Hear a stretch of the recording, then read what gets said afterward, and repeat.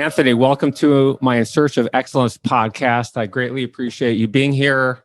I always start out my podcast with family, and I do that because nearly all of us are a product of our surroundings and our upbringing, and that starts with our parents. I think it's every parent's goal to be great role models for their kids, and part of that is trying to teach us at a young age to excel and be the best that we can be. So what were your parents like, and what kind of values did they instill in you? Well, I don't want to sugarcoat things, though. I'm gonna talk as honestly as I can about the situation. I had a rough upbringing. My brother has been in and out of rehab 3 or 4 times. I think he's on his fourth rehab. My parents were not educated. It was a tough household to grow up in because there was constant economic stress and constant tension. But they loved us. And I think at the end of the day, as you get older, and this is a learning message to all the young people that listen to you, Randy, your parents are probably just trying to do their best. They are coming into life with their own environmental issues and their own natural issues. And so, my parents, they came from 2 immigrant families. My grandparents got here from Italy impoverished. One side, the Scaramuccis, went to work in the coal mining town of Wilkes-Barre, Pennsylvania.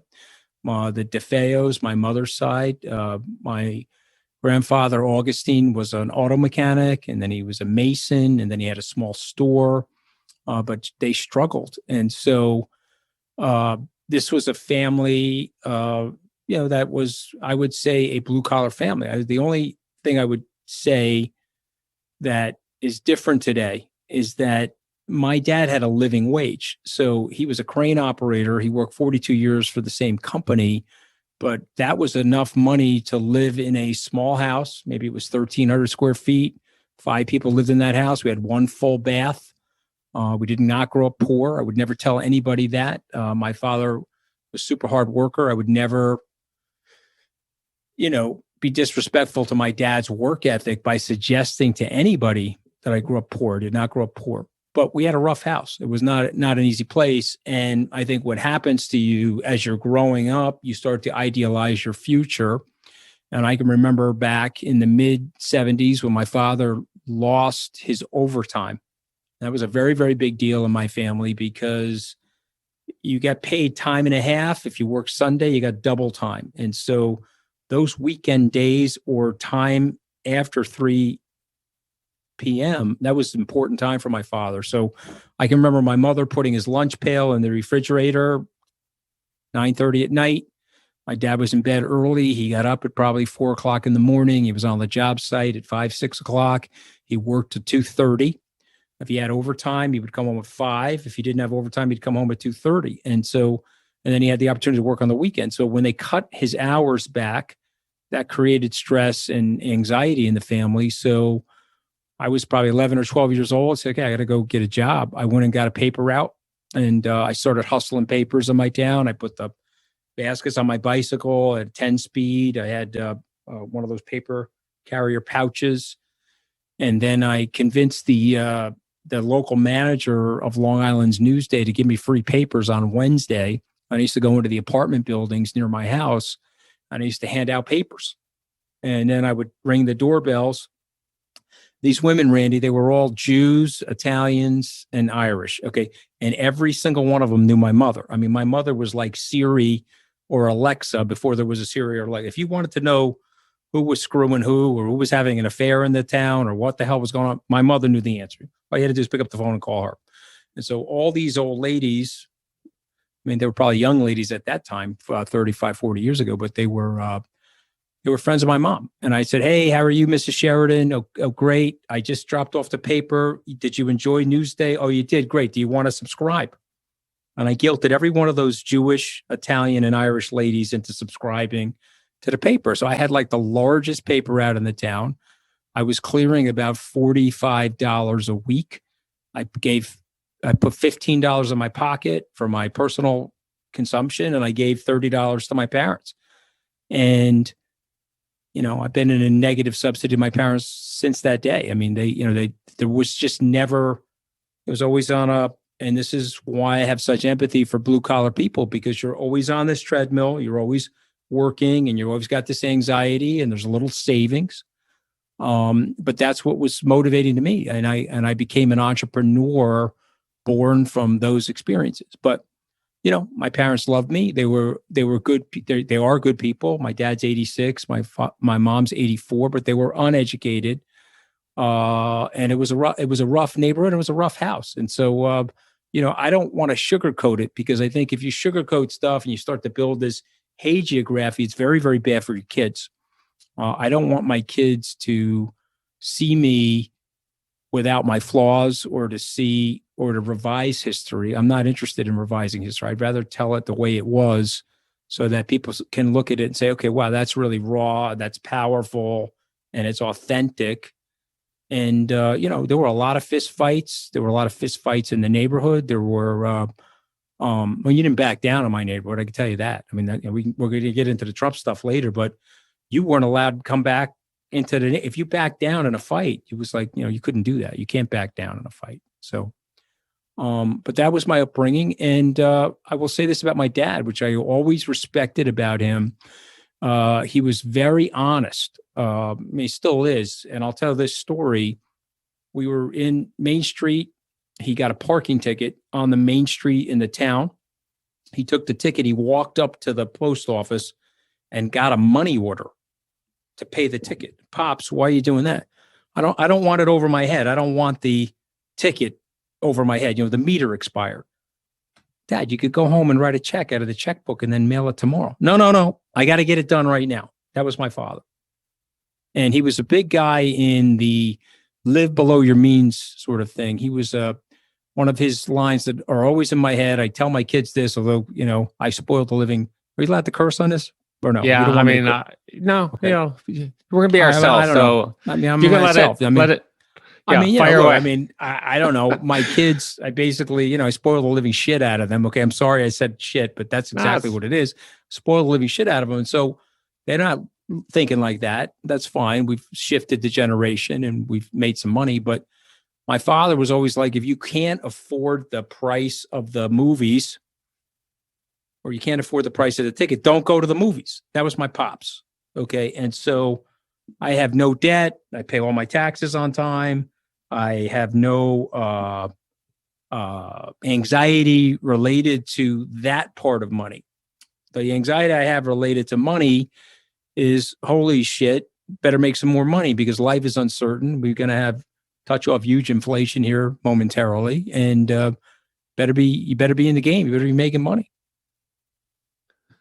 So your dad set a really good example on the work ethic front. When you had a paper route, sounds like you worked very hard at that and very entrepreneurial of you to get the free papers and then sell them. What did you do for fun? Kids like to have fun. Did you play sports? Yeah, that was the heartbreak for Mr. Fusco. May his soul rest in peace. I was a pretty good baseball player as a kid. And so I took on a lark. I tried out for the junior varsity baseball team in my town.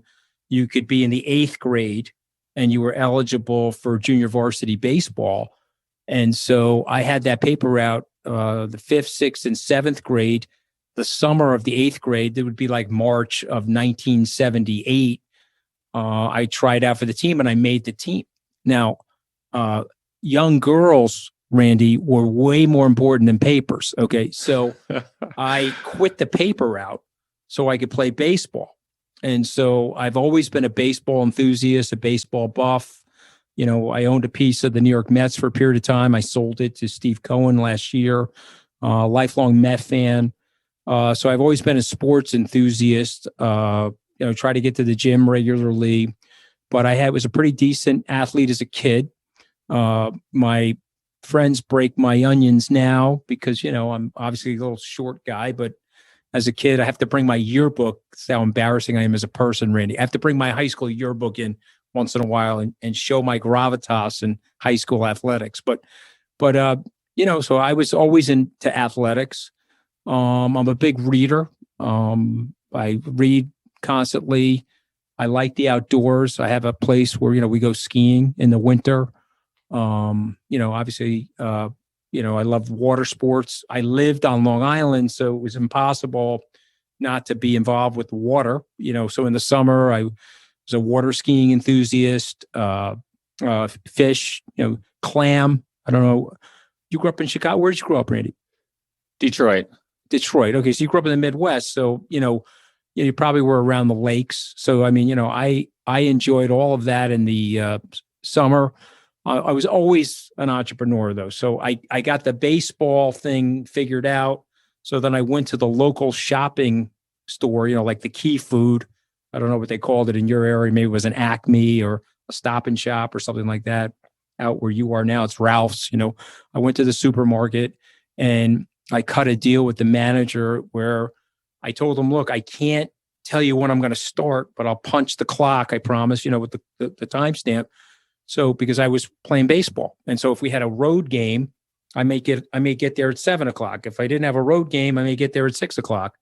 And so I cut a deal with the manager where after school sports, I would go stock shelves in the local supermarket, mop the floors. Sometimes they gave me freezer duty. I hated that because you were like freezing your ass off while you're trying to put everything together. But to this day, you will see me take the shopping cart and roll it back up to the front of the store and put it into the other shopping carts to this day because of that job. And, he's another guy that passed away. This guy was an amazing guy. He was an amazing entrepreneur, Italian-American. I remember, and he loved me. I mean, knock on wood. If you have time for this 30-second story, Sure. I'm in the place. I can tell you the exact day. It was a weekend or school was out. It was June 30th, 1980. I can tell you the exact day. I can tell you the weather. Okay. It was blazing hot summer day. This idiot backed up the Coca-Cola truck into the loading bay. And we had glass bottles back in the day. All the glass bottles came out of the truck, landed in the loading area, exploded everywhere. My boss is on the up. These are Scaramucci, come to the back. Instead of clean up on aisle 7, you got to go out and mop up and like sweep up the loading. And there's broken glass everywhere. The guy was drunk, actually. You could smell the alcohol on the driver. So I had my little apron on and my little pants, and I went out there and I got stung by every yellow jacket on Long Island. Okay, they were crawling up my pants. They were attacking me in the back. And I came in, I was swollen with bee stings. And I was like, oh my God, I gotta go to college, man. I mean, there is no way I'm doing this for a living. I just looked at him. I said, I don't know where I'm going to college, but I'm going to college. I'm not doing this for a living. And that was a big moment for me. I know that sounds crazy, but it was like my family was a family of workers. They're working class people. So my parents wanted me to go to college, but they didn't know the difference between these colleges. When I got into Tufts, my father thought it was spelled Toughs. He had no clue. Okay. And then, it probably sounds nuts, but when I got into Harvard, my parents had the map out. They had like one of those old Rand McNally maps. And my mother had like the yellow highlighter taking us to Hartford. Ma, why do you have us going to Hartford? You're not going to Hartford Law School? I said, no, Ma, I'm not going to Hartford Law School. Well, why would they call it Hartford Law School if it's not in Hartford? Because it's not called Hartford Law School. It's Harvard Law School, Ma. And that was my life. Okay, so my parents had no clue. They just wanted me to get educated, and they, and that's how it happened. Here's the thing. It's what I love about you. Okay, I'm telling you the raw, naked, unvarnished. This is how it went down. Okay, I had the gold chains. I had the 1979 Berlinetta Camaro that I bought from the Sunoco station, which my parents didn't want me to buy, but I had saved up the money quietly to buy it. And I got an Alpine power booster in there. I don't know if you guys did that in Detroit, but yep. I'm probably half deaf because of that. And I had all my little cassette tapes, and I used to drive the girls down to Jones Beach. I used to put 7 or 8 people in that car. And of course, because my uncle had a motorcycle shop in the town, and I didn't mention that, but I worked there too. So I worked there on the weekends. So I had I learned how to drive when I was 14. I got in my first car accident when I was 15. And I can remember having like too many people in the car. The cops would stop me. Sometimes they would let me go. Other times I had people outside the car hitchhiking down to Jones Beach. I mean, that was it, man. We have a lot of similarities in our background. We're going to get into this a little bit later, but I bagged groceries in high school to make some money to pay for long distance phone bills to my girlfriend who was a year ahead of me at Michigan. And I also had a Chevy Camaro, the 4-cylinder with hubcaps that weren't hubcaps. They looked like actually metal plates. But we're gonna get into some of the similarities. Yeah, well, yeah, but you strike me as that kind of a guy. I'm not surprised by any of that. But the guy's name was Lou Campanelli. I mean, he was such a guy. And I'm gonna say this to you: you remember this stuff because, like, I want to be a boss like Lou Campanelli. So, like, when I'm in a situation in my office, even though he was the local key food owner, I'm like, what would Lou do in this situation? He was such a humane, good guy, Randy. Anyway. So at some point in your life, you made a conscious effort to be the best at whatever you did. And it sounds like you were doing that way back with the paper route. We're going to move into the education, and there's no better investment in our future than a good education. But when did you really make a conscious effort to be great at something? Was it in school so you could get into Tufts? Or was it at Tufts so you can get into Harvard? No. I was a disaster in school, in high school. I got into Tufts because they'll be pissed at me for saying this, but I'll tell you, my father was weighing trucks when he got older. So he started as a laborer and he was a crane operator. And then when he got into his 50s, they let him weigh trucks. So you put the crushed aggregate on the truck and then you weigh the truck and then you get charged per square ton of the aggregate. And there was a guy by the name of Billy Tomaso, and may his soul rest in peace. And I think he was either on the board of trustees at Tufts. He was a huge donor. He was an alumnus of Tufts University. And he said to my pops, how many kids you have? 3 kids, 2 boys and a girl. Okay, great. Are they going to go to college? Oh, yeah. And I would want my kids to go to college. Okay, great. Where are they going to go to college? Well, there was a college down the block from us called C.W. Post College. It's like Long Island University. And my father said, well, they're going to go to C.W. Post. It's right down the block. And the guy says, no. Can't go to C.W. Post. I want to send your kids to Tufts. So my father comes home, my older brother, he looks at us. He says, forget about C.W. Post. You're going to Tufts. It's spelled Toughs. Go look it up in that stupid phone book of the colleges. Okay. So my brother gets the book out. He's opening up the book. He's like, Dad, it's not spelled T-O-U. It's T-U-F-T-S. And it's most selective. We're not going to Tufts, Dad. We don't have the grades for it. Yeah, no. This guy, Billy Tomaso, he's going to help you out. You're going to go to Tufts. So my brother went to Tufts. He's a couple of years older than me. And then my father was like Henry Ford in this respect. He was like, Aunt, you can go to any school you want as long as it's Tufts. So I ended up getting into Tufts. So I went to Tufts. So this is the moment. I was a disaster in high school. Okay. I had a very high SAT score, but I had Stugatz grades, they were like mediocre grades. And I was chasing the girls and I was driving the Camaro. That's what I was interested in. And I was working, right? So the moment in my life that changed me was April of 1982. My pops handed me a $10,000 check.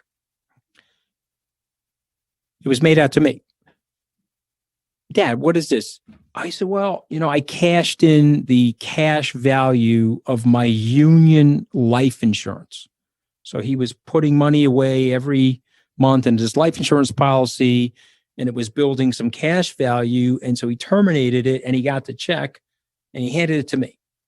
And he said, I don't really have any money to send you to the school. Your brother, I gave him a little bit of money. He was on his own. I'm giving you a little bit of money. I didn't really have any money. So I cashed out of my life insurance. I said, Pops, you cashed out of your life insurance. I said, but, you put, that's fine. It's fine. You need the money, but that's really all I have. And it was April of 1982. And Randy, I don't know what it was because I was a young jerk off of a kid. Like an anvil hit me in the head, like the Wile E. Coyote. And I was like, okay, I cannot disappoint my parents. He just gave me his life insurance, canceled, and I got this $10,000 check. I paid the first The tuition was $24,000 plus the room and board. Okay. So I had money saved. I paid it. I don't know if you want to hear about spring break, but I could bring that up too if you're interested. And then I went to Tufts, and then I was hustling up there. I was delivering pizzas. I was delivering newspapers. I had T-shirts made. I was probably in violation of the NASCAF logos, but I made these T-shirts. I was handing out exactly the what I did. It's exactly what I did. That's what we do. We had to do. Yeah, I had to do T-shirts. We were printing them, and then I was selling them. And I had Fruit of the Loom, and I had Hanes, and and I was calling people to see if I can get a better deal. Do you know what I'm saying?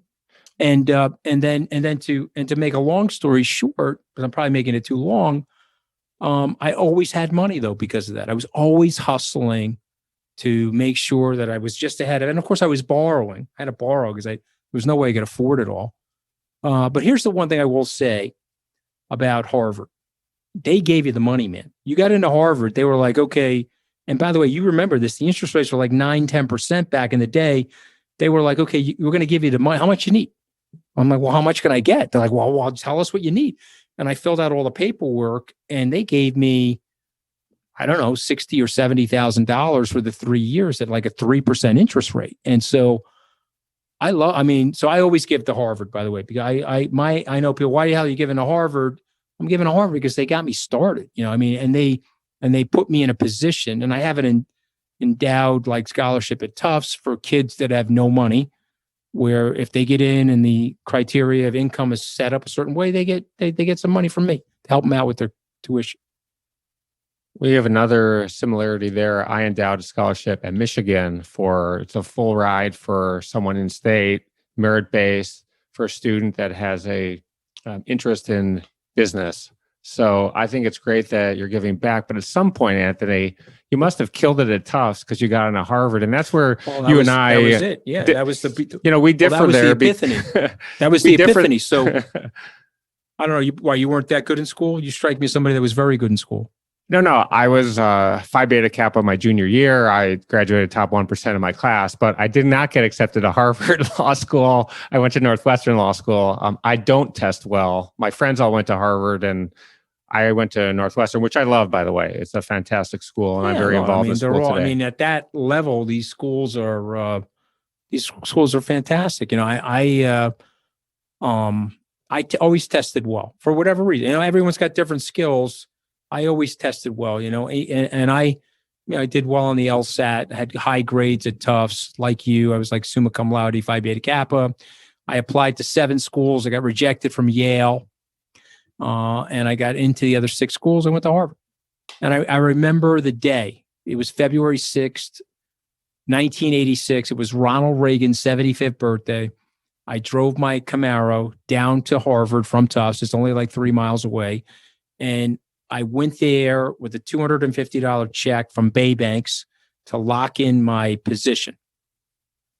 And then, you probably don't want to hear this, but what was my next move? I turned to the lady behind. I said, how are you? Great. I said, the law firms recruit here, right? Yes, they do. Do you have a recruiting book? And she said, yes, I do. I said, oh, could I see it? She handed me this phone book of all these major law firms, right? And so then I took the Harvard alumni directory, and I cross-referenced. And by the way, that's how naive I was. I wanted to be a Wall Street lawyer, Randy. So I said that Wall Street lawyers, they must be on Wall Street. So I opened up the book, looked at the addresses. There was a law firm called Hughes, Hubbard, and Reed. They were located at 1 Wall Street. And so I looked up the partners of Hughes, Hubbard, and Reed that were in the Harvard Law alumni directory. I wrote them all down. I typed up my resume on a Panasonic typewriter. And I went to New York, and I cold called these people. This is before 9/11, right? So I went to the 1 Wall Street, rode the elevator to the 28th floor. The elevator opened up. There I am standing there in my like polyester suit. How are you? I'm here to see like Worthington Babscom the 32nd or some shit like that. And she's like, well, is he expecting you? I said, I don't know. I mean, well, I think he is. I said, of course I told a fib. I said, the Harvard placement people told me to come see him. And so the guy comes out with the fucking suspenders on, and he says, come on in here. I said, yeah. I said, well, listen, sir. I said, I'm at Tufts. I'm about to graduate. I got accepted to Harvard. I have no money. but I'm willing to work hard. Here's my transcript, and I'll come in every day. I'll work throughout the night. I don't care, but I need some experience. I also need some money. I got to pay for this thing. So he looks at me and he says, I'll start you at $8 an hour. So Randy, you know what I said to him? Could you make it 10? He goes, wow, you have some brass balls as a kid. You have some brass balls. I said, well, I need the money. He said, you know what? I'm going to make it 10. So that summer they killed me. I worked on the People's Express merger with Continental Airlines, summer of 1986. And they were paying me $10 an hour. And I got overtime there, and they gave me some money, and I was able to, that really helped me to get through school. Let's talk about after Harvard. You took the bar exam. Tell us about that. Oh, that was like my immaturity, my naivete, my imbecile period. Harvard is very good for you in some ways and very bad for you in others. And so it's very good for you because you get a great education, you meet some really smart people, you build a nice network. It's bad for you because you can start believing your own BS and your own garbage. So they told me that you needed a 66% to pass the New York State bar.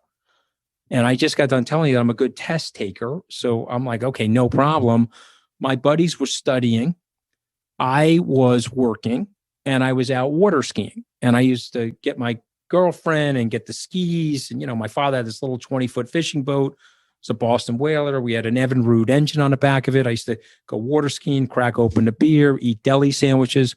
Well, aren't you taking the bar in July? Yeah, it's fine. I'm not worried about it. I'm fine.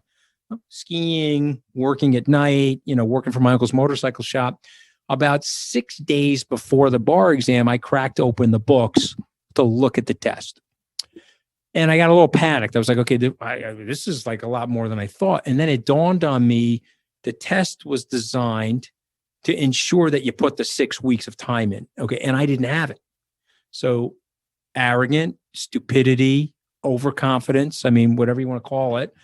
And so the piece de resistance is I failed the test by one multiple choice question. Okay. So I got a 65.6 on the test.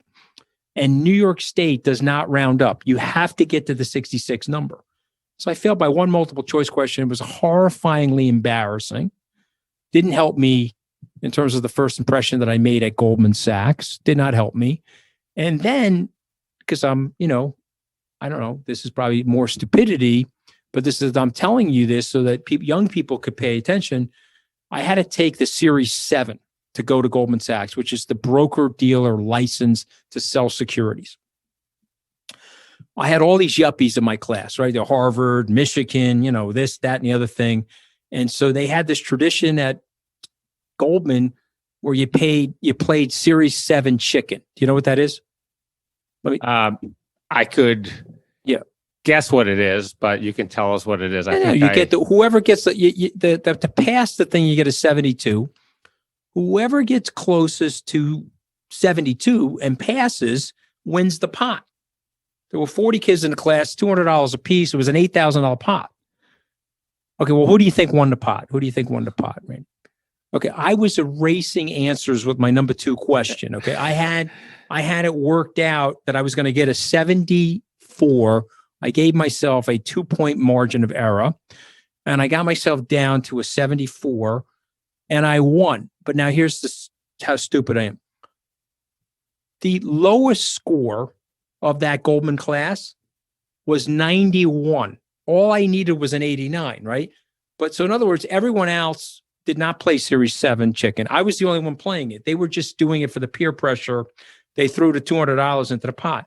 So now I look like I'm the dumbest person that Goldman has ever hired. I failed the bar exam and I got a 73, but I did get the $8,000. I got the $8,000 and I got a 73 on Series 7 on the test. And then I got fired from Goldman about 18 months after I got hired. So that was that was like a huge disaster. I mean, I tell people, you think me getting fired from the White House was bad. How about getting fired from Goldman after 18 months? I had no money, loaded up with school debt. I mean, that was even worse, man. That was a lot worse. Let's back up for a bit. I mean, Goldman Sachs is the investment banking group, as you know, is the most prestigious, most difficult job to get coming out of grad school. You're coming out of law school. The other people have worked, probably gone to have a BBA. They probably know how to model. You're getting there and they expect you to model, create these super complicated 200-page models with a lot of inputs and variables. And here you go put these two companies together and tell us if it makes sense. Tell us where the profits are, where you can cut costs. And it's intimidating, right? I sent a letter to Goldman Sachs right out of law school. Didn't even hear back from them. There was no shot in. And to put some numbers on this, Goldman Sachs gets 250,000 applications a year from college graduates. And the acceptance rate in the investment banking group is less than 3%. So let's talk about, because we really want to focus on how people are going to achieve their best. I mean, the odds coming out of law school, you working at Goldman Sachs, how did that come about? And did the odds scare you that you weren't even going to get there? Yeah. But I mean, again, some of like your pigheadedness and your naivete is that you go on missile lock on something. And so I wanted a job in investment banking. I knew I read everything that I could about Goldman. And then I realized that my ticket in was to identify somebody at Harvard that was teaching a course that was from Goldman.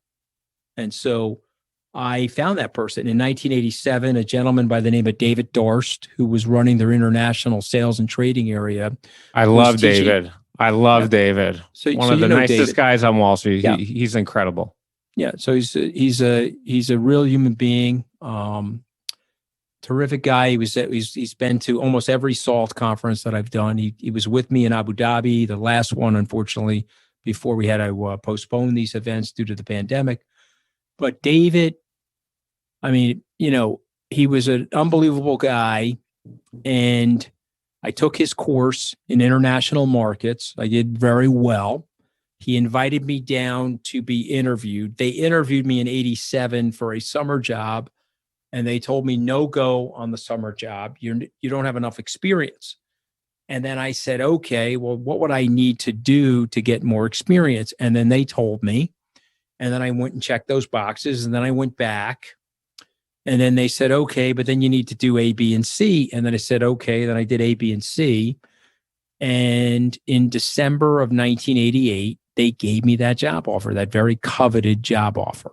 But here's another learning lesson for the young people that listen to you, Randy. I had a high level of insecurity at the time. I was out of my element because I'd grown up in a blue collar family. David can confirm this if you ever run into him. He was like, okay, listen, man, you're a smart kid, but you're like literally the worst dressed person that we've ever met at the Harvard Law School. I mean, you can't wear I had 100% polyester suit. I had 100% polyester shirt, a black Guido tie, cockroach killing, Capizio dance shoes. My hair was blown back like Tony Manero from Saturday Night Fever. And Doris was like, you're very, very smart, but I can't bring you down to Goldman Sachs stress. Like you're like fully flammable. At any moment, you're going to explode. You got to go to Brooks Brothers, or there was a place called J Press. You got to go over there and buy yourself some clothes. I remember being so embarrassed, Randy. And I had no money, right? So I went and got a credit card. I got the clothes, and the clothes actually fit pretty nicely. You always look better in natural fibers, by the way, just so your listeners know that. And I went down to Goldman. I got the interview, but it was a work in progress. It took about 2 years. I started the odyssey to get the job at Goldman in 1987. And to quote Darst, I must have met 60 people at Goldman before they offered me the job. And one of the guys said, this guy wants this job so badly, we're giving him the job. And I got the job, but I sucked at the job. So this is the learning lesson for everybody. I was going for the cool job. You just mentioned it was a prestigious place back in the day, and it was Goldman Sachs. I was going for the cool job.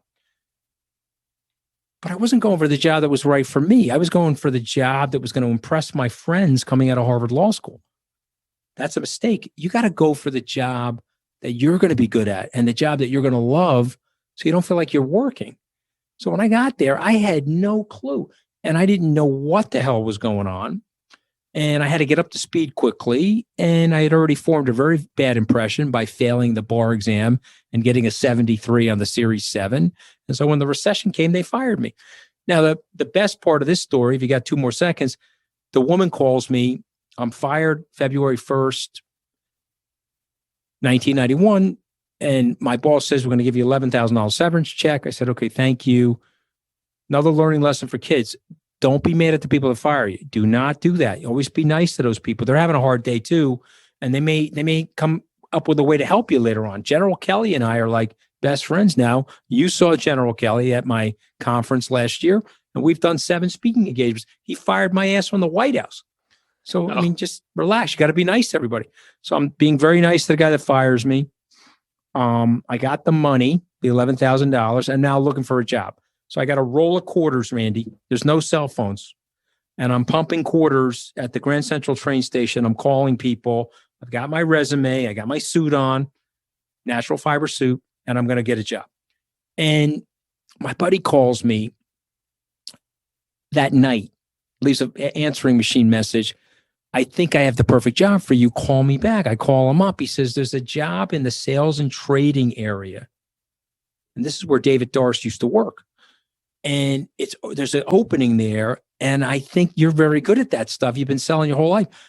I'm going to try to help you get the job. I said, okay, great. And then I called the guy that fired me, the partner that fired me. I said, hey, I know you fired me, but I got a good attitude. I came to work. Yes, you're a great guy. We don't have the room for you. I said, what about the job upstairs? And this guy, Mike Fascitelli, who I'm still very close to, walked upstairs for me. He told the hiring partner in that division that I had the right attitude and the right makeup, and they should give me a shot up there. And we've already, he's already been trained here at Goldman. So I got rehired. So I got fired on February 1st. I got rehired on March 28th. Now the personnel people call me. They're like, hey, how are you? I said, great. They said, yeah, I have really good news for you. You're never going to have to tell anybody you got fired. We're just going to mark it down as an interdepartmental transfer. I said, okay, that's great. Can we get the $11,000 back, please? I said, no, I've already spent the money. I said, you can't get the $11,000 back. I already used it to pay off debt. And you can't get it. Like, what am I going to say to the partner? I said, well, hold on a second. That partner fired me. He put the expenses on his budget to give me the $11,000. Just tell him I spent it. I don't have the money. So I'm probably the only person in Goldman's history that's been hired and fired and then rehired and kept the severance check. The world's a very round world. I came to Los Angeles as well. Another similarity, I had gone to law school. I moved out to Los Angeles. I had $3,000 in the bank. There were layoffs. I got laid off before I even found out that I passed the bar. And I was looking at waiting tables. And when I got laid off, I get called into the conference room, been there 5.5 weeks. I said, see you later. A lot of people really make a mistake. They get fired and they insult, they swear, stomp out. People say, fuck you. But it's a really round world. And then a few years later, I was looking for my 3rd job. I took another job 1 hour away from Los Angeles. I was working until midnight every night, wanted to work downtown Los Angeles for this firm. I was working in Costa Mesa. They said, you got to move. So I'm now looking for my 3rd job out, first year. And the firm I wanted was Melvany and Myers, one of the best firms in Los Angeles. Great firm. And they didn't hire me. And I was crushed. And interestingly, the guy who took me on my callback at the fanciest restaurant in Los Angeles at the time, Patina, treated me like an asshole, arrogant asshole, had no interest in me whatsoever.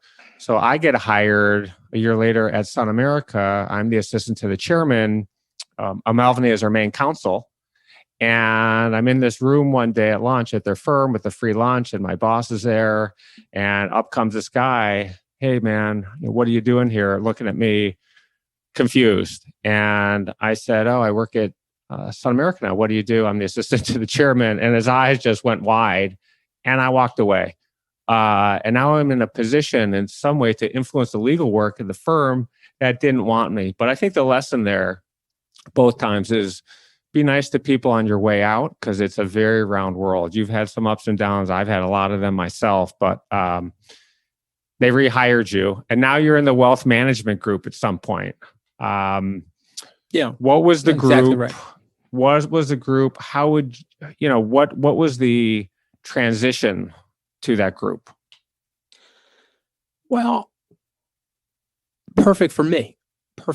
Because remember I told you about the apartment building and the free papers. So what did they do? They trained me for a little while, additional training, and they said, okay, you're going to get a desk, a telephone, and a business card. And here's our list of products and services for wealthy individuals. And you're going to call people from here, and you're going to say, hey, how are you? I would like you to invest in this stuff. And perfect for me, because that's what I was doing since I was 11 years old. And so I actually liked it, right? So I got on the phone, cold calling, whatever you want to call it. And, but I was having a little hard time in the beginning because I didn't have a network. So the first check I wrote was to Rudy Giuliani for politics. And the reason I wrote that check was like $250. He was running for office, running again for mayor, and I needed to use the world of politics in my mind to create a network for myself, because it was an easy entree, Randy. I had never been inside a country club. I had never hit a golf ball. I had never swung a tennis racket. So how was I going to meet people? I said, okay, I can meet people through the world of politics. So the great irony is I got too close to the fire in politics, obviously with hindsight, but the politics was always a fun project for me, but it was always related to my business. It wasn't to be a politician, and it wasn't to go into politics. I'm 57 years old. If I wanted to be a politician, you start that process way younger. You start that in your, 40s or 30s or whatever. I've always wanted to be an entrepreneur. I never wanted to be a politician, but I used the politics as an entree, and that worked. Rudy was very helpful to me. Look, Rudy's Meshuggah now, or however you want to say it. We would say in Italian, tutti pazzi. He's got a chicken running around in his head. But back then, I mean, he was really trying to save the city, and he was like, he was fun to work with, and he was very helpful to me. There's a funny story in that. He introduced me to George Pataki. I'm raising money for Pataki. Pataki's running for office, and I'm working for Pataki. And then all of a sudden, Rudy says, I'm no longer endorsing Pataki. I'm going to endorse Mario Cuomo. That's Rudy. So George and I, or Governor Pataki and I, are like, wait, what's he doing now? No, he's now with Governor Cuomo. And by the way, Pataki won that race. We raised him a ton of money for that race. But the point I'm making is that the politics for me was a entry. The politics for me was a networking thing. Okay, and you'll find I did fundraisers for Chuck Schumer. I did fundraisers for Hillary Clinton. I did if you were a New York politician, I did a fundraiser for you. I had fun doing it. I liked it, and it wasn't until I got involved with Trump that it crossed over into the disaster that it was. But I mean, that's life. I mean, what are you going to do? I want to talk for a minute about the transition from investment banking, where I've read that you said you should have never gone into that. It wasn't right for you. And now you're a wealth manager, and you say to people, don't get sucked into the hype of certain things. And you think that people should focus on the things that are fun and they're comfortable when you're comfortable in your own skin. So the question I have for you, and I'm thinking of a couple of things. I'm thinking about a really good friend of mine. He runs a $10 billion hedge fund. I know you know him. He's well respected. The firm has phenomenal performance, making a shit ton of money. He's fucking miserable. He hates his partners, doesn't like going into work every day. And, if you don't know him, you wouldn't even know that. And he's not the only one. I mean, people like this. A lot of your friends are miserable. They're lawyers. They want to do something else, high paying jobs. They can't leave. But what do you tell people? I mean, do you think it's really, if you're not doing something that you really love, you should go do something else? Is that realistic when you think about it? I mean, I don't know the people's circumstances. What I would say is never take carte blanche or blanket advice from anybody. And if you're trying to mentor somebody, you don't start out with, hey, I did this right, so you should go do that. Or I did this wrong, so you should never do that. That's not a good way to mentor somebody. The way to mentor somebody is get to know them, get to know what they like, get to know their interests. And then you also have to understand what their obligations are, And so, case study, there's a lawyer, he's our age, he's making lots of money, but he's got kids in boarding school and he's got his parents he's got to take care of. He's got this, or maybe he has a ex-wife, and all of a sudden he's got these golden handcuffs around him. Is it the right thing to just pick up and leave? Maybe not. Or there's a guy that has a business idea, and it's a burning in his soul. Obama, by the way, I would recommend this to you, President Obama. His book I thought was great. And by the way, you could tell he wrote the book, and he talked about running for president and the decision-making to run for president. And he almost did not run for president. His wife didn't want him to do it. Right. He was concerned about doing it. But he had this like burning thing in his head that he was going to be the first Black president. So he was like, if I don't do this, I'm never going to be able to live with myself. So that guy, if you're with him at that moment, you say Barack or President Obama or Senator, whatever you want to call him. I want to be respectful. I'm talking about him before he ascends to the presidency. Go do it. Because, you got one life, like Bill Gates. You got to really go back. Every once in a while, I watch his commencement address at Stanford. I don't remember the year. Maybe it was 04, possibly 05. I'm going to guess 05. And he writes a beautiful speech. He gives it even better than he wrote it. And he's like, hey, you're going to be dead, man. You're going to be dead. Okay, Mel Brooks, relax. None of us are getting out of here alive. So what do you want to do with yourself? To me, I've been really benefited by my dad. If you can't afford the ticket, don't go to the movies. So, Randy, I don't compete with anybody. If you have a bigger house than me, mazel tov. If you've got 25 cars and I have one car, mazel tov. If you have 26 vacation homes and I don't, mazel tov.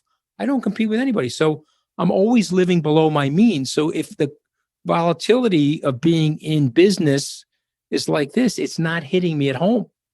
Does that make any sense? But I don't know the personalities that you're talking to. But if you got guys that are stretched thin and they're on that habit trail, maybe they can't get off the habit trail. This is more a question about doing things that you love and getting stuck into a career that you really don't love and they would rather be doing something else. I mean, should we all pursue our dreams? I understand the question, but I'm saying some of it is conditioned upon what their obligations are. Let's say I have the worst job ever, but I'm making really good money and I've got all these people that I'm responsible for. I probably don't leave that job. That's my point. If you're, it depends on what your obligations are. I tried to set my life up. My first house was ridiculously small. I remember my buddies at Goldman like, what the hell are you living in this area for? And I said, well, I'm going to be leaving Goldman as soon as my school debt's paid off. I'm going to start my own business. And I did that, and then I moved into a nice house. I gave that to my first wife, the nice house. That's fine. Then I had to go build another house. It's fine.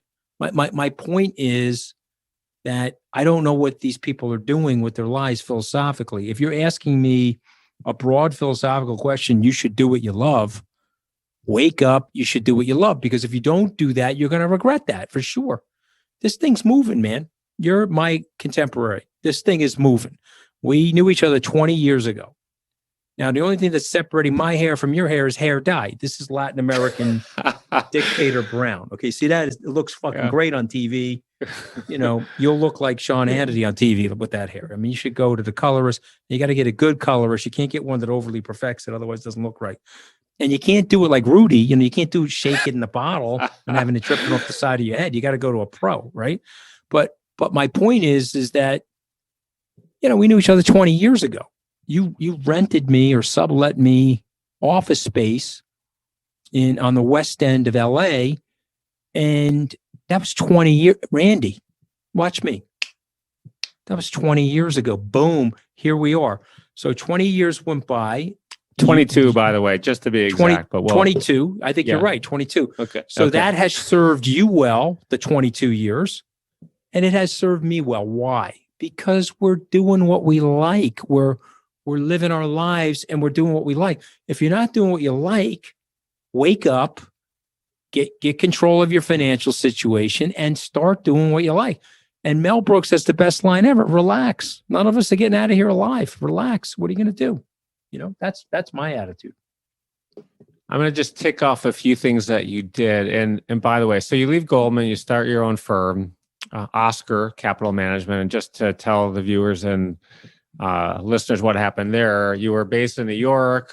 Your buddy from law school, Brett Messing, he joins your firm. They need some office space. And Akamai had gone public. I took like a quarter floor of a building. I had a Bloomberg machine, which was fucking stupid. It was like $15,000 a month. I barely knew how to use it for stock quotes. And then one day I woke up, what am I doing here? I'm going to sublease my space and move down the street. Brett walks in the next day and he says, okay, it's perfect. I'll take it. I want all the furniture. I'm going to pay costs for everything, but I need to move in on Thursday. It was like 2 days later. I said, I'm keeping my desk. I'm keeping the chairs and I'll be out in maybe a week. I found a place down the street. So that's how we met. You've been a great friend ever since. So you leave Goldman. Great story. You start this firm. The firm sold to Neuberger Berman. Neuberger Berman is sold to Lehman Brothers. Thank God you got the fuck out of there a few years before that thing tanked. And then you start SkyBridge. I know you love what you do, but was one of the goals at some point, you grew up middle class, you saw your father working really hard, times were not easy at times, was one of the goals to make a lot of money? I mean, a lot of my Wall Street friends, they use the term fuck you money. What was that? And you hear that term regularly, right? But that wasn't it for me, honestly, because like you, I'm still working, so I didn't, once I reached escape velocity and I had some level of financial independence, it wasn't like, okay, well, that's it. Let me go fishing or something like that. I actually like what I'm doing. And let me rephrase that. I love what I'm doing. So I would be doing this. This is something I love doing. I love the challenge of it. I love the intellectual challenge of it. I mean, I was on the ropes last year. I mean, I wasn't gonna miss a meal over it, but I was down 20% last March. By the way, the Wall Street Journal made sure the entire world knew that. Now, from April 1st to today, I'm up 45%. Like I predicted, the stuff was just oversold technically. No one's going to write that story, because it's a good news story. They only write the bad news story. I understand. I'm a big boy. I'm just making an observation. I'm not opining with any self-pity, but I'm just saying to you, that was a real interesting, stressful, because I don't like losing money for clients, but that was a real interesting challenge for me. And it got me actually exposed to different businesses. It got me exposed to Bitcoin, which I ended up putting $500 million into Bitcoin, got several $100 million in my Series G fund. And we have over $100 million now in our core specialty Bitcoin fund. We did a couple secondaries. We've done Chime. We're about to do a big secondary right now for a pre-IPO company, which I wouldn't have done had I not gotten hit like that last year. So there's another learning lesson. If you're out there and you're working, luck and stuff starts to come to you. You're making your own luck for all your work and all your industry. So it turns out my business is in way better shape March of 2020 than it was in March of 2021 than it was in March of 2020. And that's through being a good entrepreneur and adapting. I think the point is, I'm not doing it for the money, Randy. I'm not doing it for the money. Most people don't know that you're a money manager. I think to the average American watching you on Bill Maher, I mean, you're on TV, Fox, Anderson Cooper. I mean, you're on TV every week. But I don't think people know actually what you do. So very, very briefly, because we have a lot to cover before we end today, can you just talk about a SkyBridge and maybe in 1 minute or less? Because then I really want to move on. We have some great stuff to cover here. So, here's what I would say. I manage money. I have a $9 billion money manager. I started excelling in my career, doing better when I got into the FA business, financial advisory business, high net worth business at Goldman. I created Registered Investment Advisor, as you mentioned. I sold it. Then I created this hedge fund advisory business. It's almost 16 years old. It'll be 16 years old on March 7th. Started at March 7th, 2005. And other than the 11-day fiasco in Washington, that's what I was doing. And so, but weirdly, Randy, as you know, if you watch CNBC, where I was a contributor for 7 years, or business journalism, I was the host of Wall Street Week. So there are people in the business ecosystem who actually knew who I was. But I got more notoriety and, let's say, infamy as a result of working for Donald Trump. So you can be infamous and you can be famous, or you can be both famous and infamous. I happen to be both, I think, but my core business is to run my team and to manage the $9 billion that we have under management, which we've done reasonably successfully. If you look at the track record, if you looked at our track record and you hit a stopwatch on April 1st of last year, not great. But if you take the stopwatch right now, when you look at the 20-year track record, you're like, wow, these guys know what they're doing. They got great performance. We're talking about the SALT conference next, which started in May 2009. It's a conference of executives, hedge fund managers, thought leaders, politicians. Really one of the best conferences that I've ever been to. In the 11 years you've had it, or 12 years now, it's grown to almost 2,000 people. The speakers have ranged from President Biden and President Clinton and Tony Blair and Mike Bloomberg, Mark Cuban, Mike Milken is one of my favorite, the late Kobe Bryant as well. You have amazing bands there like Maroon 5, Lenny Kravitz has played there. It's one of the best networking places, I think, in the world. You get 2,000 finance types there. You can walk up to people. I wanted to meet Mark Cuban. I walked up to him. By the way, you've been very generous to me in terms of the access there. So I'm grateful for that. Thank you so much. It is, we've all heard the phrase, it's not what you know, it's who you know. So at what age, you went into politics to meet people, but at what age, for people who want to be successful and be the best that they can be, when should they stop thinking about networking? What should they do? What's their plan? Well, I mean, listen, I think about it organically. Like, I don't wake up in the morning and say, okay, I got to do some networking today. I think about it organically. I'm like, okay, I want to meet people. I want to meet smart people. There may be things in my career that they will benefit from, where they could avail themselves of something I'm doing, or vice versa. And what I would tell people is think non-linear.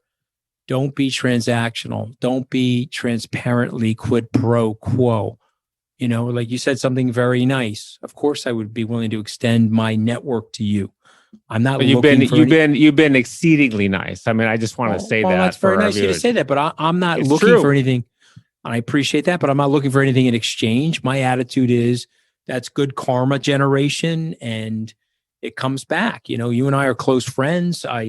I've met different people. I've met Richard Branson as a result of that, or I did somebody a favor, and now all of a sudden they become my friend. Ben Franklin had one of the best American aphorisms. If you want to make a friend, ask somebody for a favor.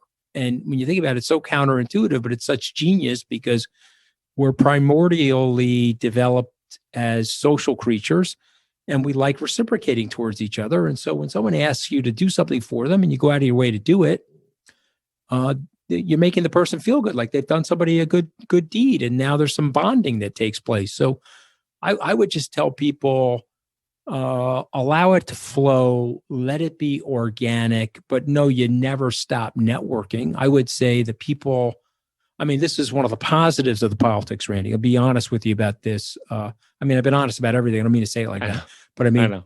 I hate when people say that, because they say, "Oh, you were honest before." I didn't mean to say it like that, but I meant to say it this way. Yeah, I didn't mean to say that. I delete that, Control Alt Delete. But I mean to say, that some of the experience working for Donald Trump was traumatic. Some of it set back my career, probably cost me some money, almost cost me my relationship with my wife, who I love. But some of that experience, silver lining perspective, was quite good for me because it made me more humble, maybe more psychologically minded, and it ridiculously expanded my network accidentally. So I have a good relationship with Bill Maher now. You said you saw me on a show a few times. Bill and I are close. We Love both own guy. a piece of the Mets. He's a great human being. We have lunch or dinner together when I'm in LA, and once in a while he'll invite me on the show.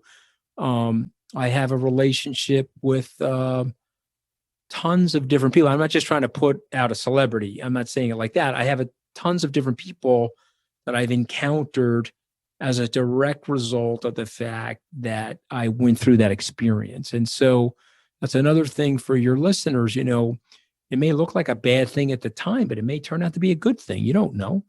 Stay calm. Trust the flow. Trust the process.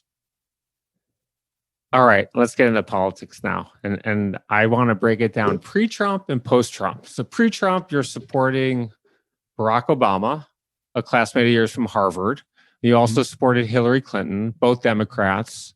In 2008, you hold a fundraiser for Barack Obama, who beats John McCain and wins the presidency. And Obama starts his turn. Pardon me? I bundled money for him. I mean, I was really raising the money. Yeah. And so you're out there for Obama, but 2 years later, you told him at a CNBC event to stop whacking Wall Street like a panada. What was he whacking? Well, I mean, the whole thing got taken out of, this is the problem, with the media and everything from my perspective. I think that whole thing got taken out of context. I was trying to lay him up. Okay. So raise my hand. He says, Anthony, hey, President, how are you? Great. And he says, yeah, you look like we could still play hoops together. He made some kind of off the cuff joke and we both laughed. I said, listen, there's an intersection between Wall Street and Main Street, and it's very vital to the economy. I said, but we're laying all the blame on the crisis on Wall Street. So why are we whacking Wall Street like a piñata? Why don't we just work on a way to heal the country? And he's a politician, by the way. Okay, so he seized on that and he started his political rat-a-tat-tat, that Wall Street this and Wall Street that, and Steve Schwartzman with carried interest, and he rat-a-tat-tatted me for about 10 minutes. And then, typical of him, the show is over. He walks over to me, he puts his hand out like this to grip me in a certain handshake. And it's like, Mooch, it's just politics. I hope you're not offended. And that's everything you need to know about Washington. It's a game, right? So, but what I was trying to do was say there's a healthy nexus between those two sectors of our lives, and let's figure out a way to harmonize them again.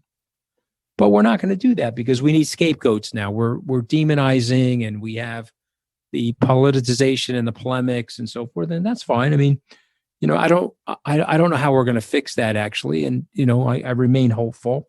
But and it was no offense to President Obama. I liked him. I've been to more White House Christmas parties under his term than I was at Donald Trump Christmas parties. 0 Donald Trump Christmas parties. And I like President Obama. I like Michelle Obama, First Lady Obama. And I always got along with him. But my politics were always center right. They were more Republican. Now I'm going to tell you why. And I got to go back to 1982. I'm filling out my selective service card at the post office. My father's with me. I'm also going to register to vote. I have to register to vote. Hey, Pops, am I a Democrat or a Republican? And my father looks at me, oh, no, you're a Republican. Put down Republican. And David Axelrod is the only person that I've met.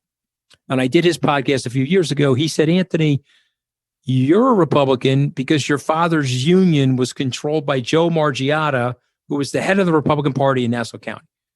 And I looked at him, I said, David, how the hell did you know that? He goes, yeah, because I've studied union politics. There were only 3 counties in all of the United States where the Republicans controlled the union, and that was one of the counties. Because you're really a centrist, you're agnostic on social issues, but you're a Republican because your father was in a union controlled by the Republicans. 100% correct. 100%. So after the Obama situation, which was a higher profile fundraise because he was president. I remember saying this to him. Think about how ironic your life is. I remember saying it to him, and I think I did call him Barack at the time. Let's use President Obama to be respectful. But he wasn't president at the time. But I said, let me say Senator, I'm going to do this for you because, you may actually be president. And then I'll be able to tell people that I actually knew a president. Because I never thought I was going to ever meet a president growing up on Long Island and my dad's blue collar family. I didn't think I was ever going to meet a president. You see what I mean? And so that's 2008. 2009, we do the SALT conference. 2010, Bill Clinton shows up. 2011, George Bush shows up. And then all of a sudden now I'm working for Mitt Romney. Mitt Romney shows up at the SALT conference. He almost makes the presidency. He loses pretty handily to Barack Obama. And now I'm with Jeb Bush and Scott Walker. And then now we got the Trump interplay. I think Trump is nuts. I said as much on television. Everybody has railed on Trump, by the way. Nikki Haley, Mike Pompeo. It was great, by the way. She's one of my favorites who's been at the conference, by the way. I was just so Nikki impressed Haley. with her. Oh, yeah, amazing. Nikki, I like Nikki. I mean, she's flip-flopping around right now on Trump. She's going to have to find her bearings on Trump, but I like her. I have a lot of respect for her. But she is flip-flopping around on him right now. He's a goon. You got to just call him a goon. I don't know why they're doing this. He sounds like a blithering idiot. Why they're paying this much attention to him, I have no idea. Just let him out the pasture. That's it. There's some things he did good. Let's look at what it was. The things he did well. There's other things he was terrible at.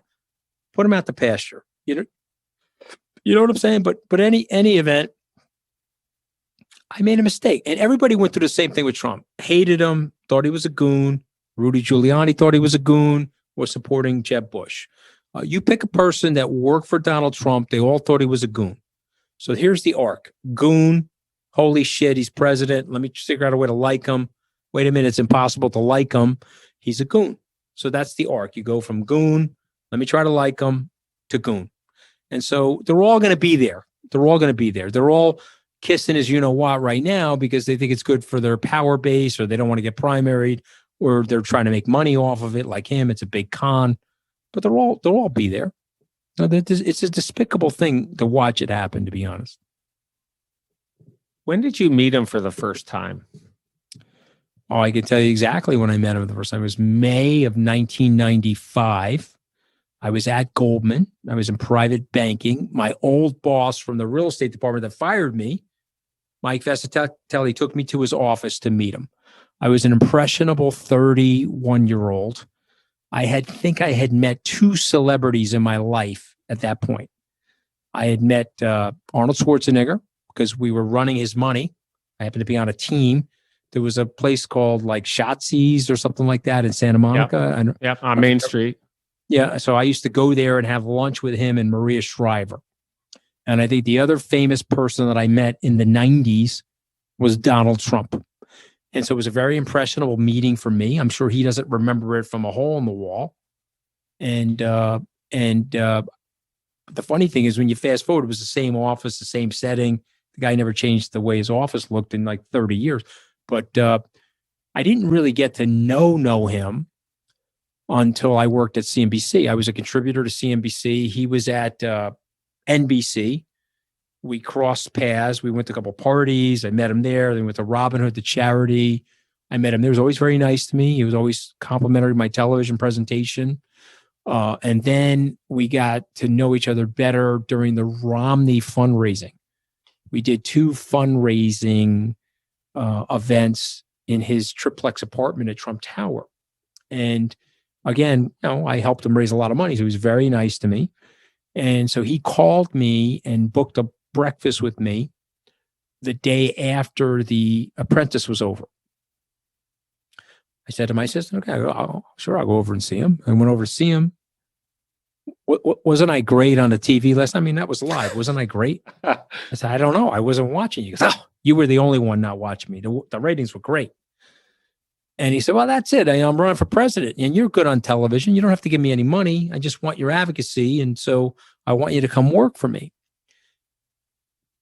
I laughed. I said, you're not running for president. I said, you're at 2% in the polls. You're not going to run for president. He goes, you're like everybody else. I'm at 2%, but I'm going to go right to the top of the polls and I'm going to stay there till I win. Which he did, by the way. And I said to him, well, I'm with Scott Walker, but Scott's, I don't know if he's got the legs for this. I said, but I'll end up being with Jeb Bush.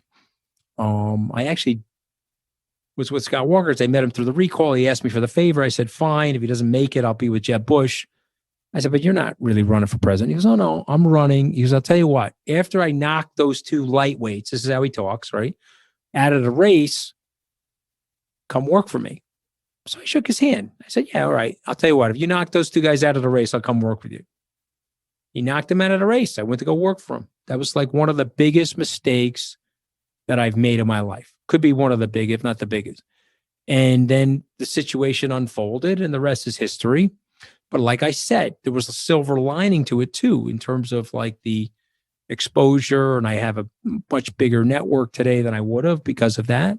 It's a big learning experience, it's very humbling, so, I don't regret it, Randy, but it was a mistake because he was incompetent. He wasn't capable of handling the presidency.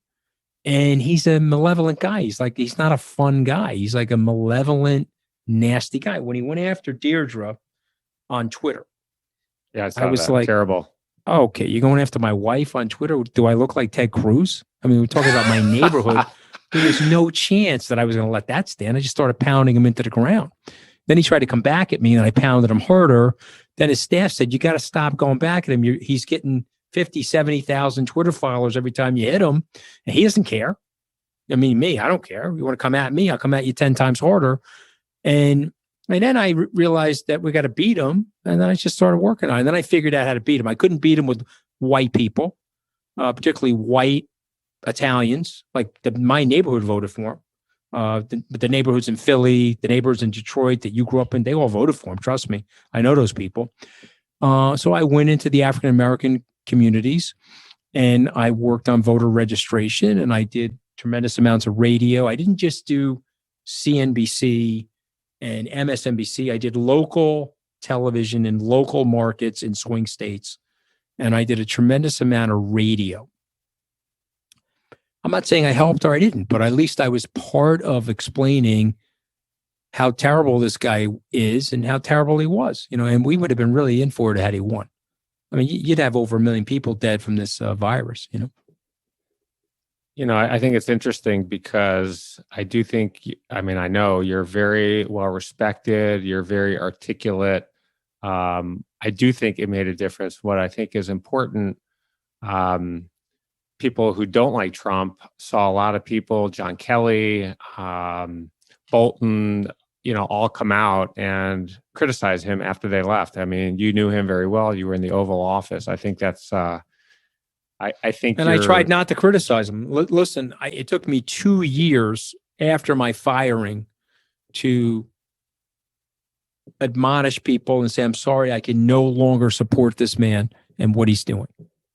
So it wasn't like, I was trying to be a loyal Republican and I was saying, okay, it didn't work out. The guy's a little nuts. I got fired, but I got fired for a stupid mistake that I made. I'm accountable for it. I wasn't blaming anybody. As I mentioned, General Kelly and I are good friends today. No problem being fired, even though it was, gut-wrenching to get lit up in the media like that. No problem. But it was the persistency of his behavior and the recklessness of his behavior. It's like, okay, I can't support this. This is crazy.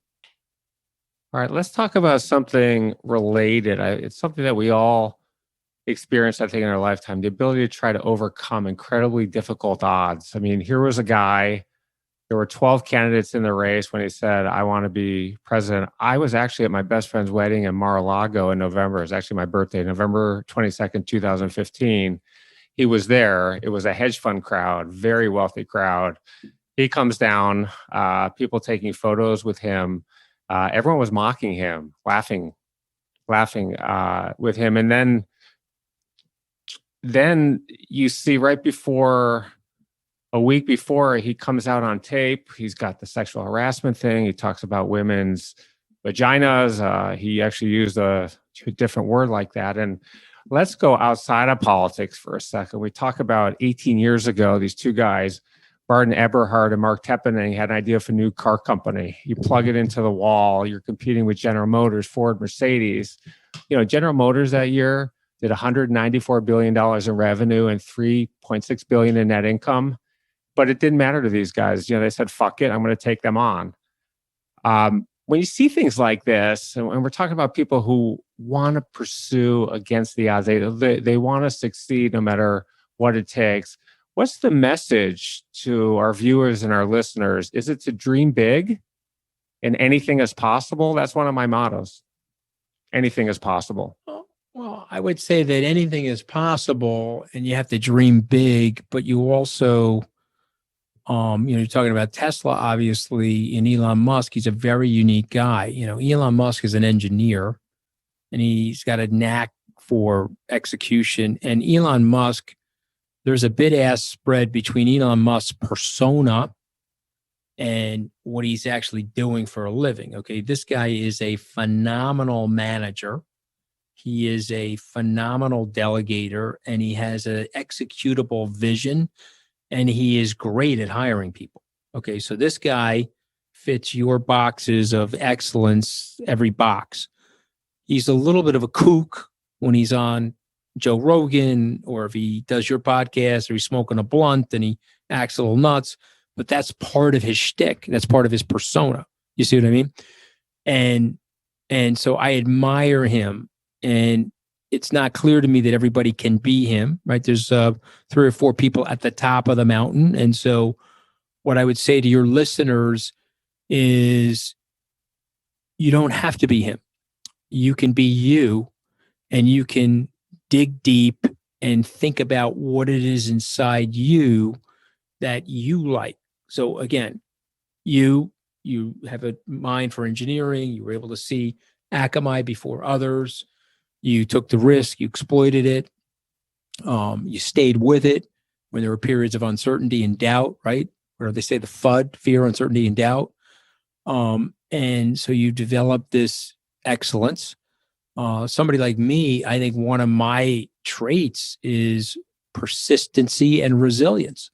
I don't care. You want to roll me in glass, make fun of me on late night television.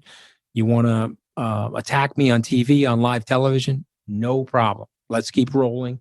Let's make it work. And so I would say to your listeners, think about what it is about yourself, because believe it or not, inside your personality, there is something. And I don't know what it is, okay? But each person has it. And you then have to overcome the fear of expressing it.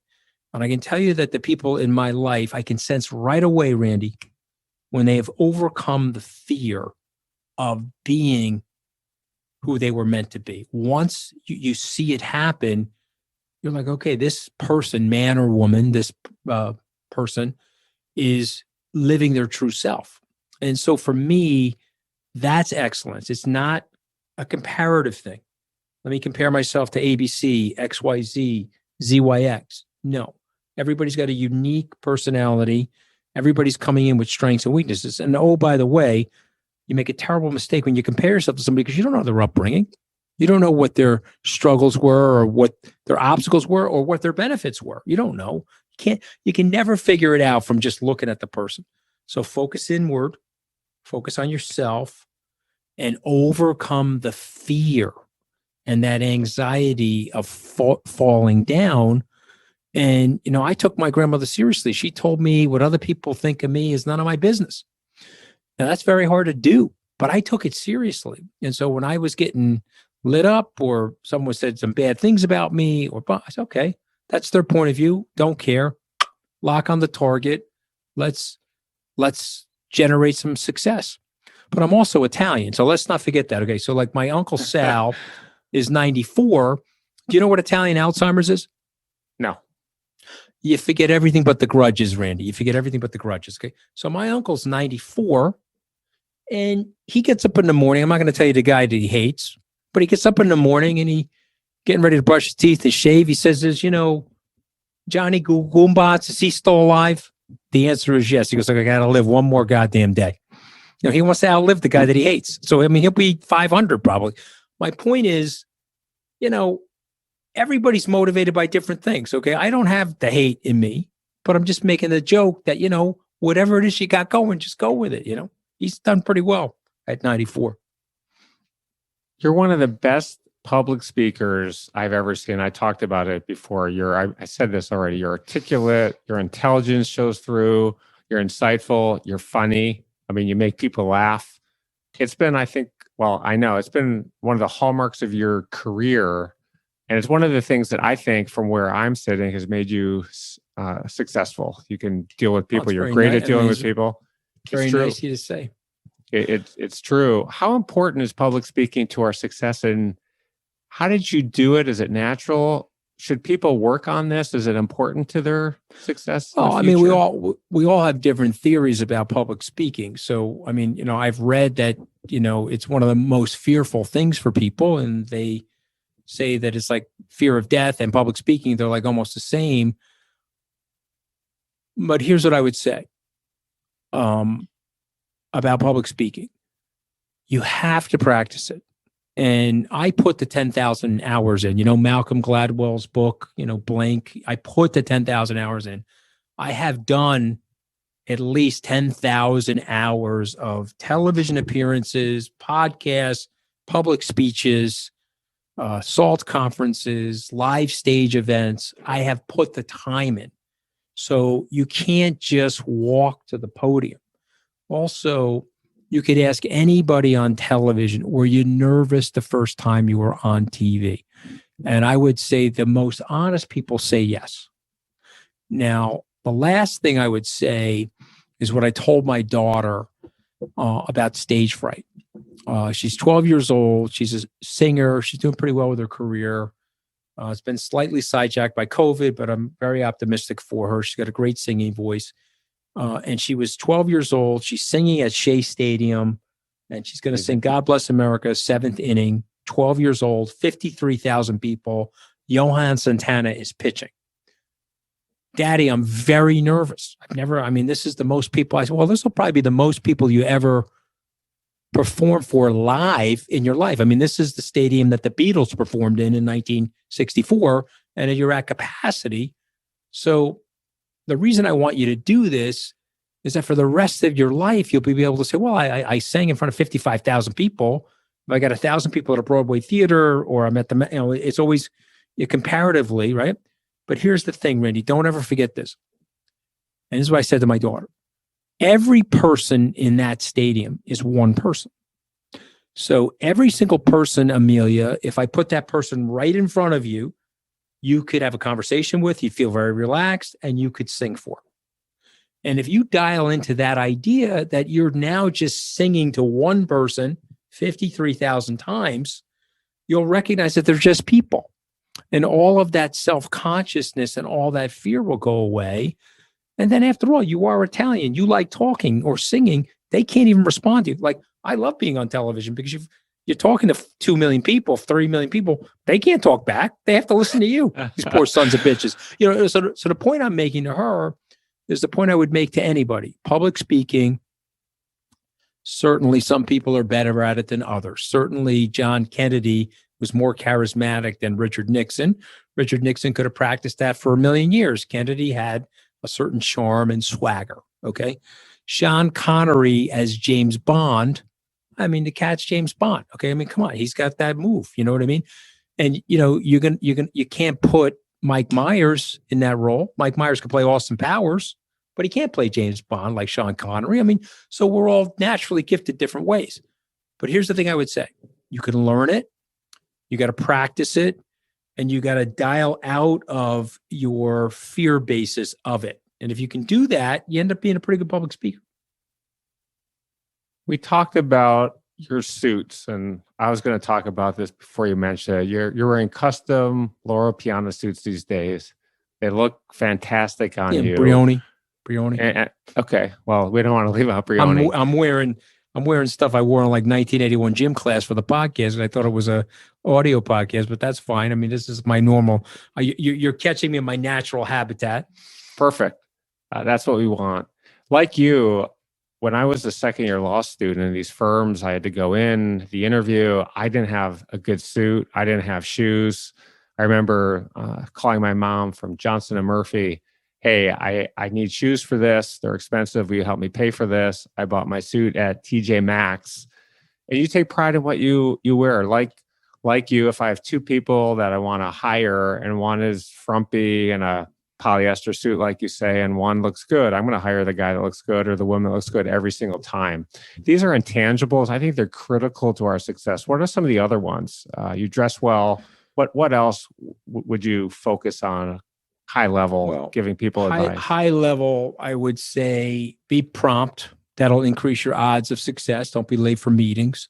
I know that sounds cliche. Something that Li Ka-shing, the Hong Kong Chinese property tycoon, said to me when I was 35. He said, Anthony, leave money on the table for your partners. You'll always have success if you do that. Don't look for the last dollar in a deal. Don't be overly transactional.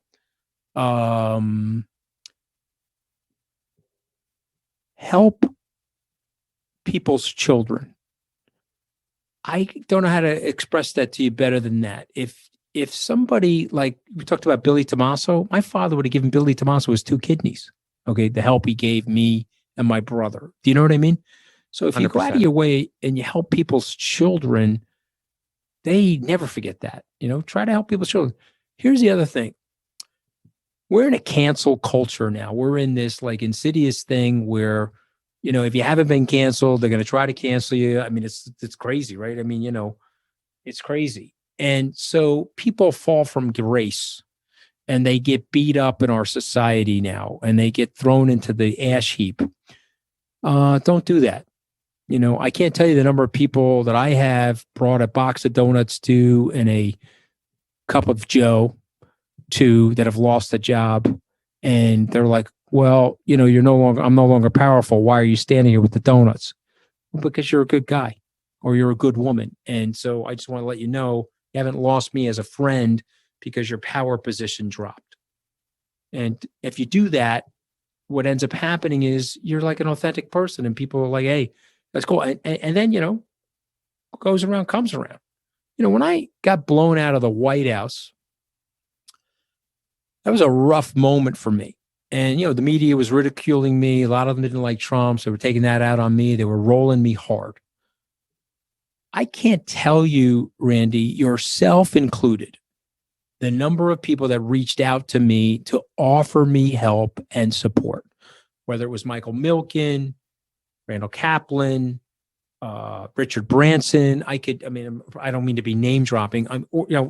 Friends of mine from high school that are clammers, pizza guy, sending me food to the house. You understand what I'm saying?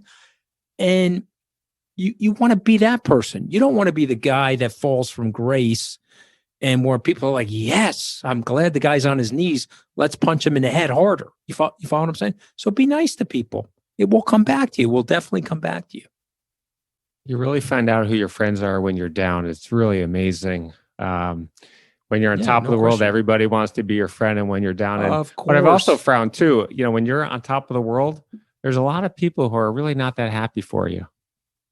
It's kind of one of these weird things, I think. And let me give you some advice on that. Not that you need it from me, but let me give you some advice on that. The best among us choose not to judge human frailty too harshly.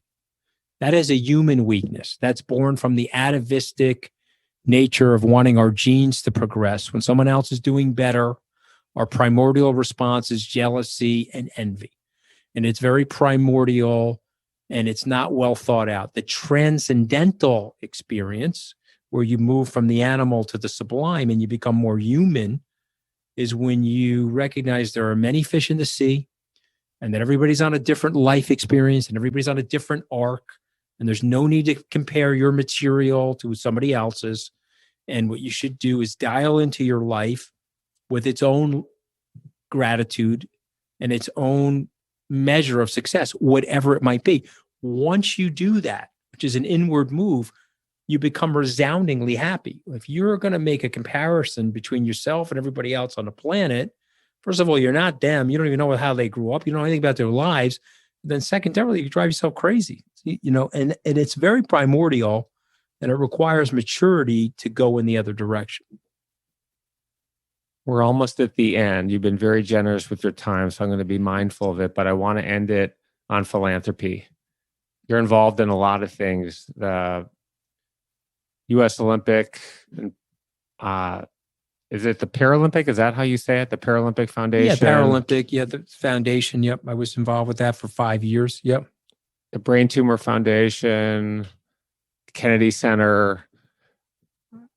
How important is it in our in search of excellence to give back to the community? It's me, it's one of the most important, if not the single most important thing I've been able to do in my career. You know this better than anybody, but my joy comes from that. My joy, I got to help some of my family members. Obviously, like I told you, I support my parents, of course, and other family members. First of all, the fact that the good Lord gave me the skill set and the brain chemistry to be on the giving side of things, I'm so grateful to that. And then secondarily, when you're helping somebody, like when you're quietly paying those tuitions for people, or you take one of your nieces, you make sure all of their college tuition is paid for, and they don't have to go to college with school debt, it is the greatest feeling in the world. I don't think there's any better feeling than that.